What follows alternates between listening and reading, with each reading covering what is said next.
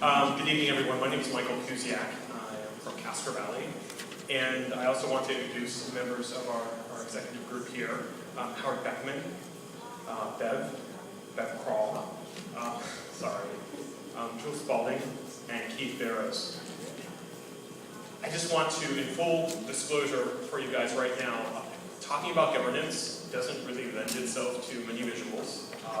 You could put a picture of Leslie up there, if you know that reference, or maybe a US flag or a picture of the Capitol.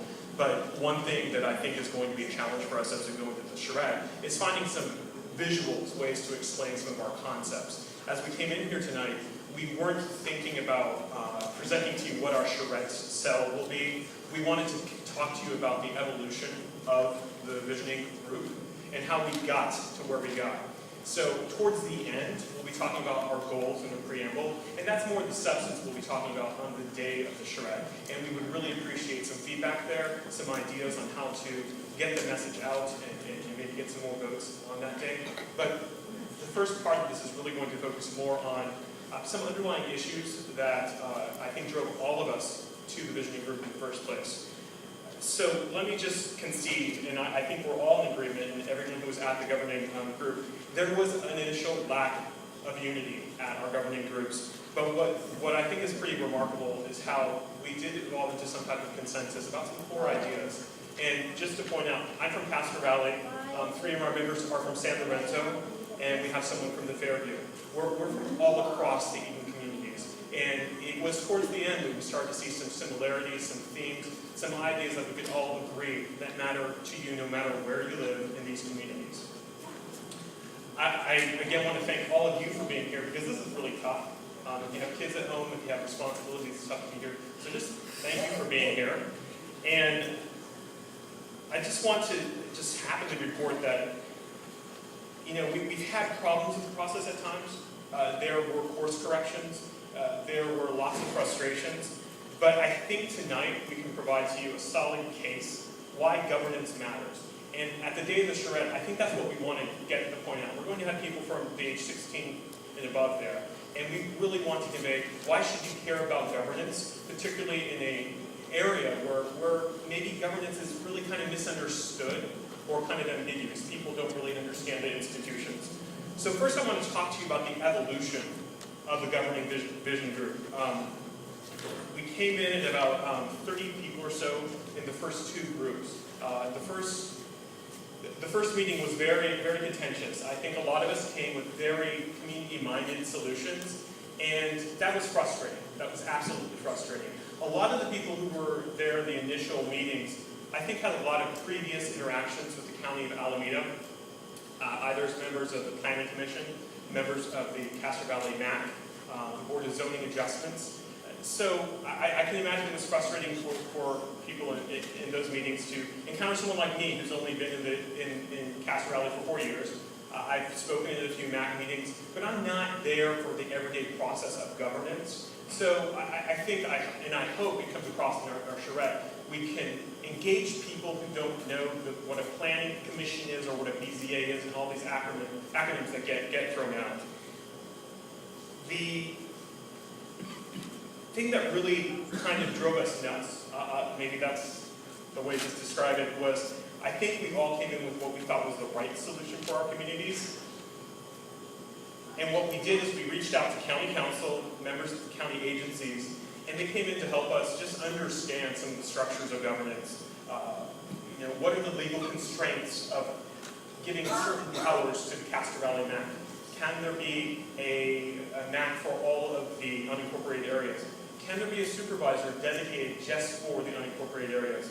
So that type of advice actually was very focusing in a lot of the later conversations. I think through the contentiousness somehow, we were able to synthesize some very specific, but at times competing ideas.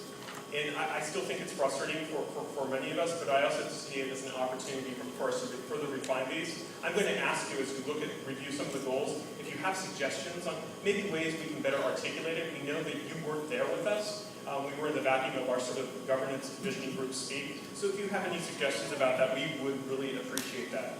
Around the third meeting, we started seeing a drop-off in participation, and maybe that helped because we started to maybe get along a bit more and really start to develop a lot of different goals that were developed out of specific projects. So it was really trying to corral these specific projects we all came into the process and seeing what the common themes were and what they came in, how they were related. So I want to dig into some of the substance, and that's the second part of our preamble. And the preamble just sort of gives you a quick overview of what's the state of affairs right now in Castro Valley.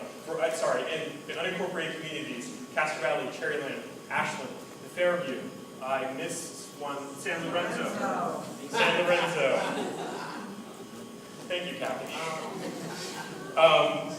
The ideas at the end of the preamble speak to, I think, really synthesize what I think we all have in common, what we expect from local governance. So we say the residents of Alameda County's unincorporated communities encounter county administrative and governance structures not exclusively focused on the unique needs of their communities.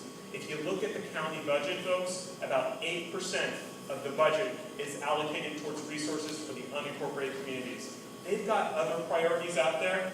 Not saying it's an excuse for us to be ignored, but I think it tells you structurally maybe there's some problems in how we can be heard within the county structure. We believe that residents deserve responsive municipal services that reflect the priorities and the desires of the unincorporated communities. Our goals really do speak to the point of this issue. And the last point is to be made is that Alameda County should seek to implement governance structures that maximize unincorporated community self-governance and participation. There were a lot of vocal voices at these at our meetings, and that was really refreshing. I heard about problems even tonight, areas I didn't know were issues, and I think that's really good that we have really vocal advocates for us. I think oftentimes people don't know where to go in an unincorporated community. What's the starting point? And how to get there. So we think that there's an opportunity to build better structures for folks to take on their governance. Right now, I'd like to actually hand it over to Howard Beckman, and he's going to speak a bit to some polar perspectives that we think that we have to address going forward if we're going to find any solutions to local governance in unincorporated communities.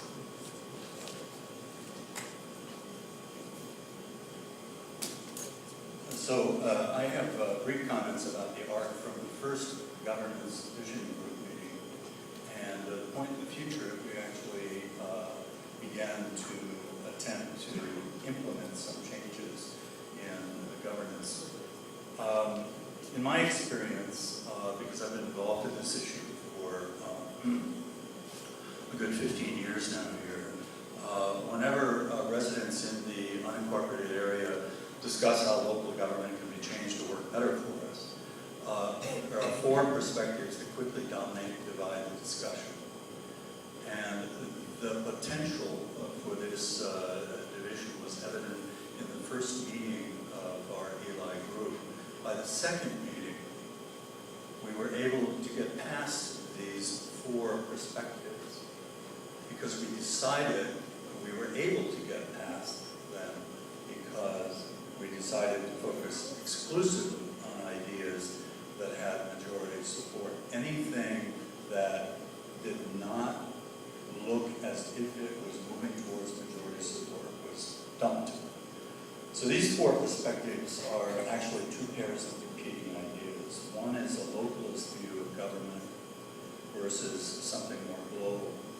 Whether every neighborhood or district in the unincorporated area should have its own rules and its own decision-making structure versus one governance structure for the entire unincorporated township.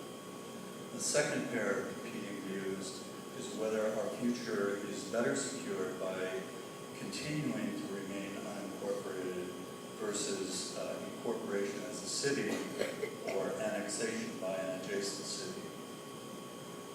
If you imagine these pairs of ideas on a square, there is some point within that square that we must be able to find agreement on. And there's an interplay between these four perspectives. set aside this potentially divisive set of perspectives, they have to be confronted in building consensus for specific alternatives, including whether we're doing nothing. So I just want to quickly review our goals. If you have that in your packet right there, if you want to follow along, I'm not going to really read them, but I just wanted to give you an idea about what they were. Goal 1 was our biggest vote getter, probably a lot more than the second goal, and it had a strong consensus among the participants. It includes very specific projects and principles that seek to effect greater accountability in land use and more broadly in how budget priorities are set in our communities. That goes back to my reference to the county budget rate, trying to understand within that document and other processes how funds are being spent in our community, how projects are prioritized. Goal 2 speaks to sort of a lot of the disagreement we had in the group, but it's good to see that it moved forward. You will see a lot of conflicting projects in there, a lot of different ideas. The general concept, though, is I think there is a belief that we need tools for better local self-governance. It's important, and there's room for reform and the institutions, the structures that govern us. Goal 3 seeks to change the county budgets and the county's accounting processes so that there is a clear sense of how revenue is allocated and expended in the unincorporated communities, and spending priorities for these communities would be clearly identified. And the 4th goal deals with how residents in the unincorporated communities learn about governance. It talks about specific tools about better websites, different modes of outreach. We want to just point out that a lot of these goals are articulated sort of in the group speak that we were in. If you have any feedback on how we can better articulate them, I know there is room for improvement there. Just to really wrap up very quickly, notwithstanding the Charrette, I think there's some really sensible ideas in here that could be implemented tomorrow.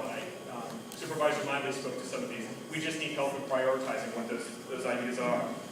And this is a real opportunity for it's going to be tough for us, I think, particularly for those who don't understand county governance on Charrette Day, to sort of talk about these complex ideas. But we could use your help in trying to maybe articulate that. We still have local governance in this county of ours. It's just the county of Alameda. It's not a town of San Lorenzo. It's not a town of Castro Valley. It's not the municipalities that I think most Americans are familiar with. And I think there are ways to find solutions. We believe there are ways to find great solutions for everyone in the Eden area. So we respectfully look forward to your comments, your questions, and ideas, and thank you for listening to us.